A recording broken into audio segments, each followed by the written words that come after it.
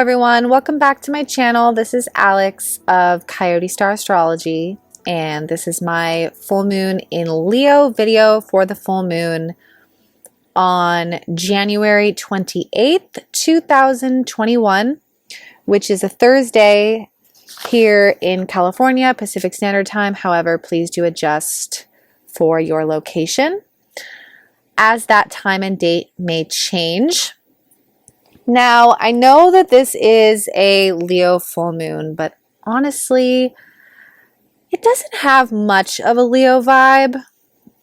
It has more of an Aquarius vibe, honestly. We've got so much Aquarius in the field at this point. And I'm going to circle all that up there on the chart. We've got so much Aquarius. So we're going to discuss what that shift looks like and how that shift feels. And honestly, the overarching presence for the full moon is the Mercury Retrograde, to be honest with you.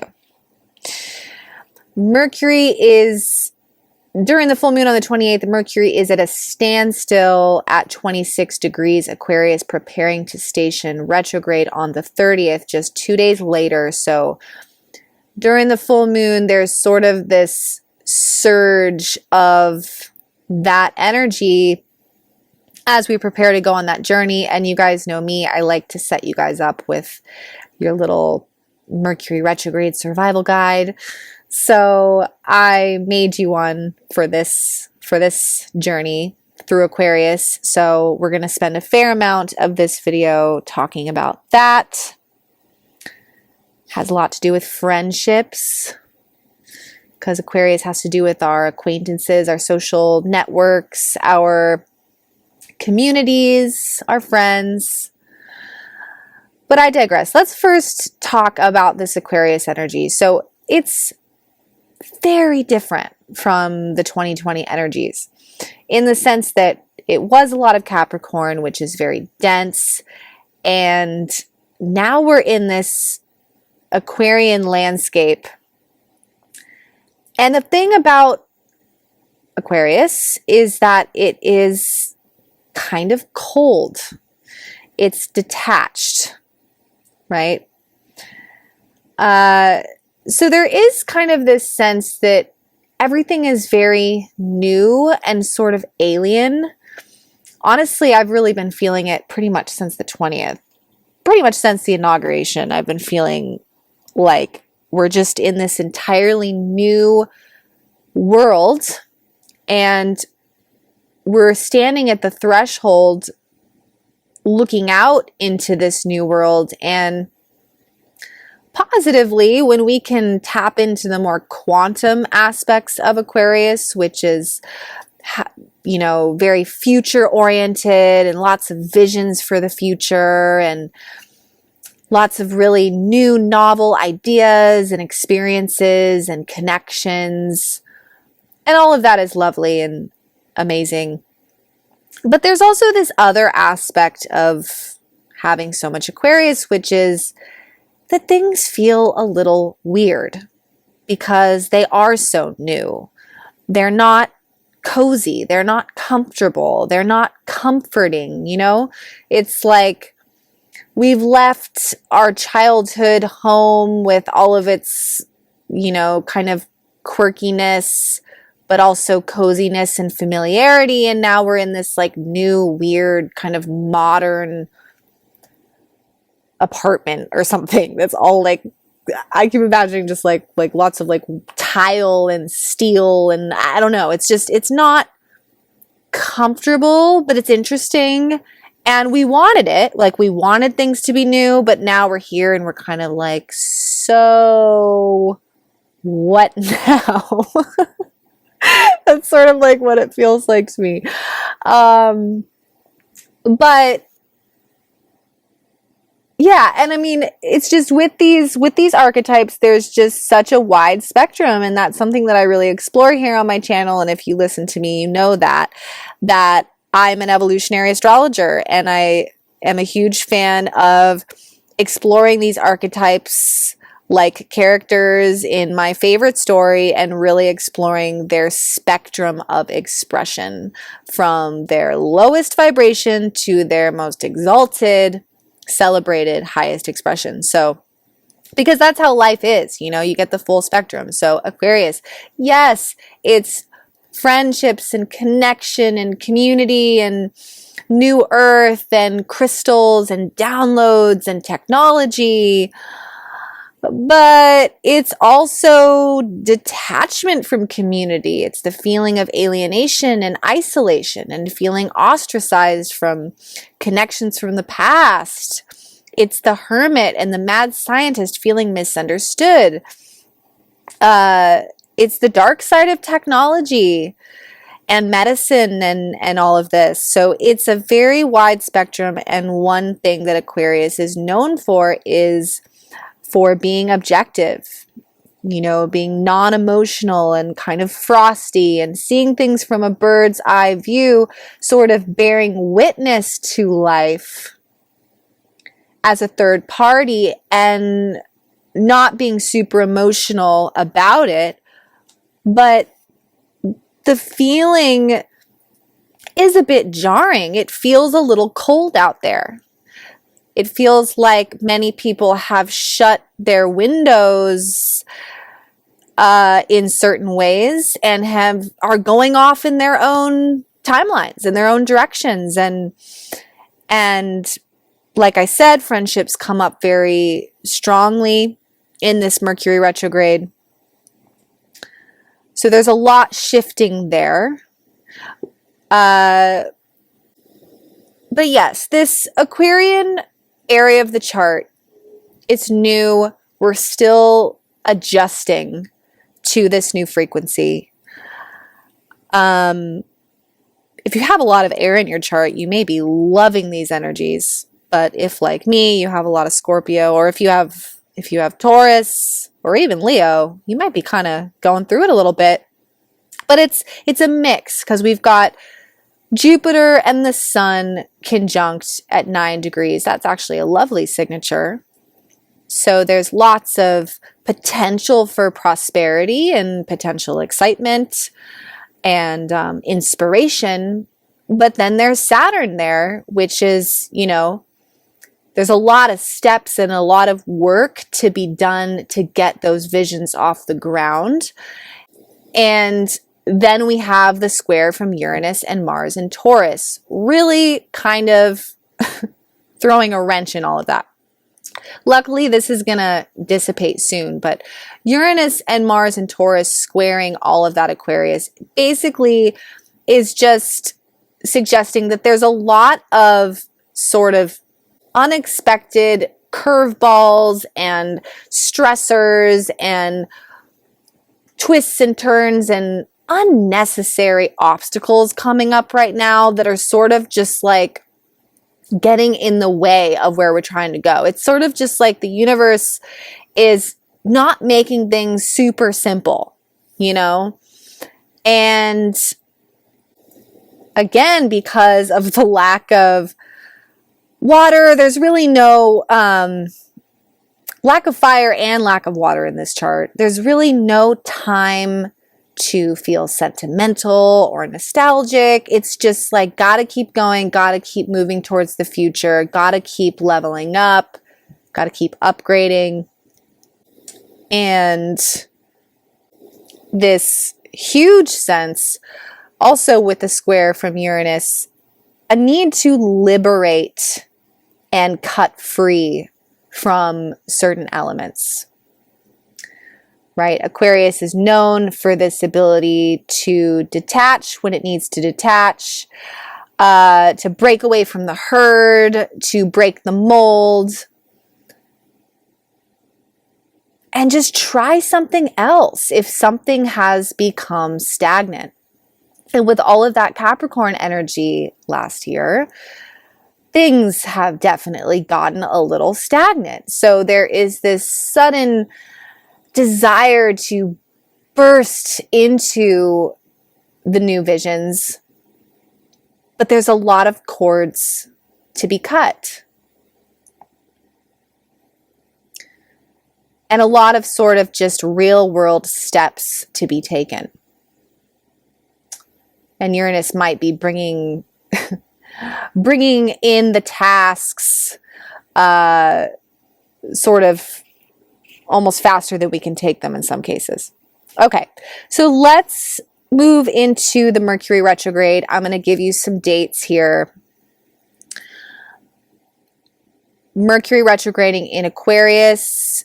The pre-shadow began on the 15th of January. So for about the last week and a half, we've had these themes start to trickle in. So pre-shadow period is when the cards get laid on the table.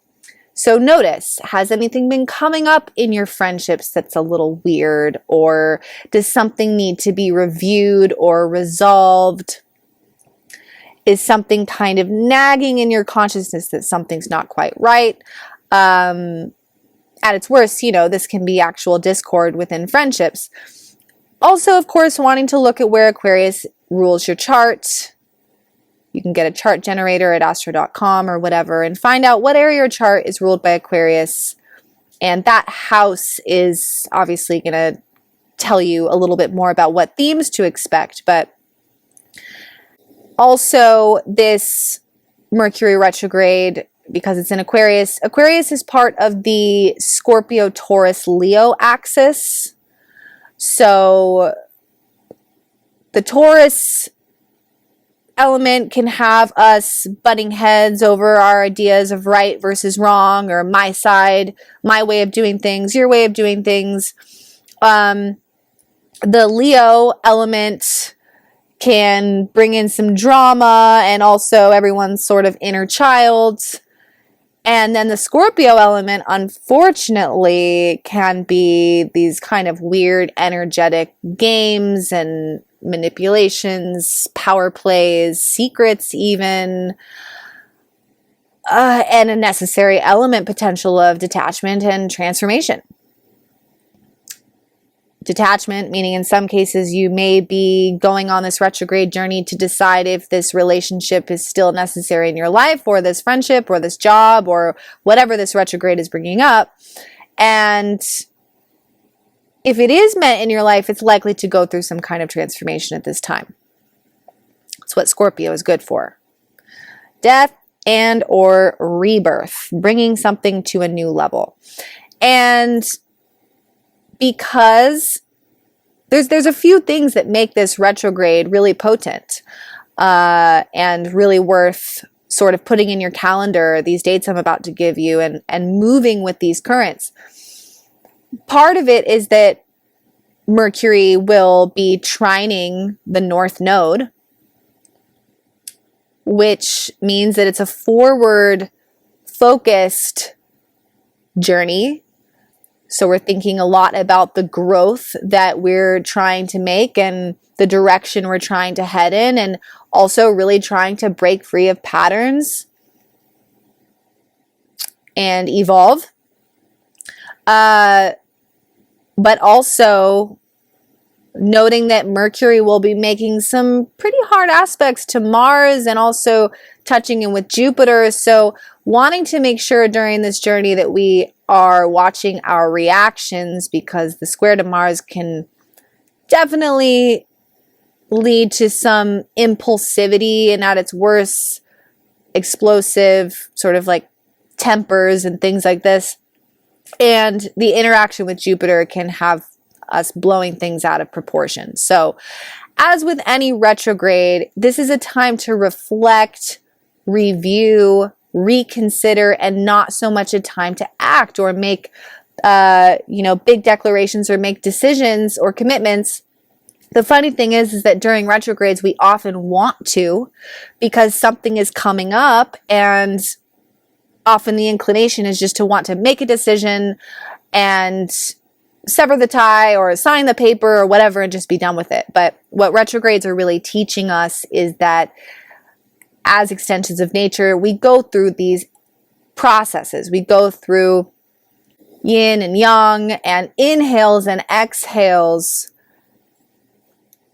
in the currents of life. And a retrograde is an inhale. It's a sacred pause. It's taking a moment to reassess. So that's sort of how we want to use this, whatever it is that's coming up for review. So again, pre-shadow from January 15th to the 30th. On the 30th, Mercury will actually retrograde.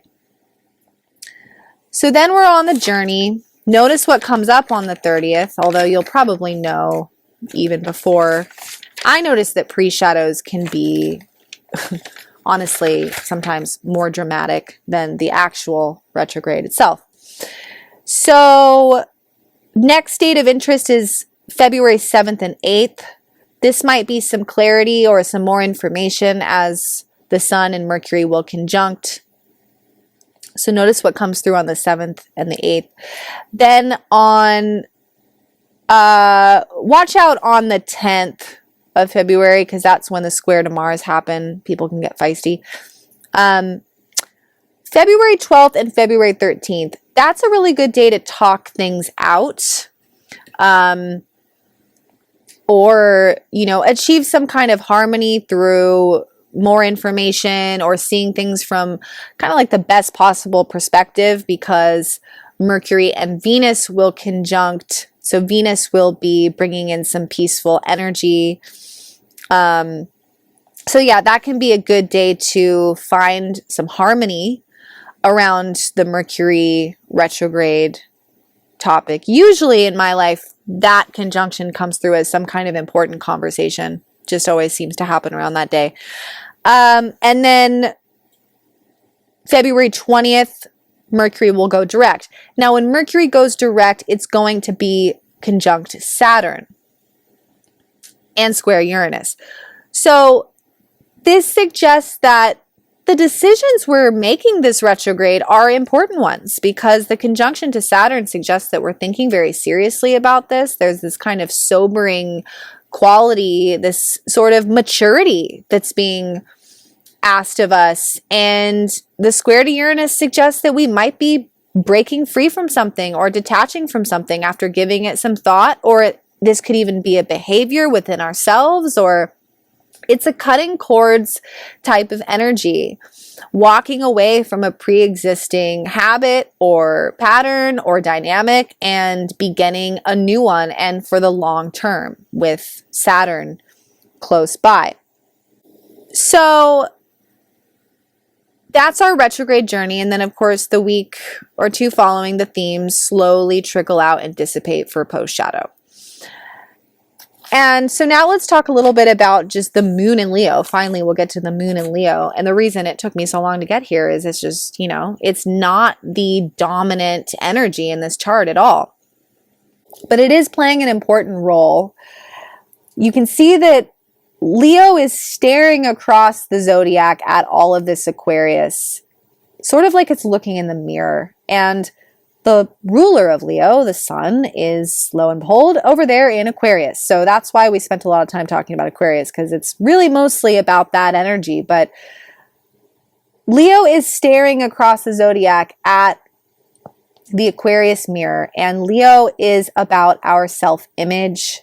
It's about the aspect of our soul. It's our inner child. It's the part of our soul that wants to express itself and be loved and be adored and be witnessed. And Aquarius plays the part of the witness. Aquarius is our friends, our audience, our community, our acquaintances, the people that view us when we express ourselves. So for me, this full moon is really about the mirror effect that we experience through our relationships to other people, our networks. With Saturn in Aquarius now, our friendships have taken on a whole new role, because they are really our master teachers at this time. So who we are weaving with now becomes very important. And I think that this full moon is about the lessons that we learn through those mirrors and the feedback that we're getting. And also potentially wanting to make some changes in that department, because we are going through upgrades around who we are and what we're trying to create and how we want to be seen and loved, the Leo portion. And Leo is about living our best life. It's about royalty. It's about the king or queen, right? And wanting to be treated well by others, wanting to feel like we're being honored, and getting ready to detach from anything that's not really resonating in that way anymore.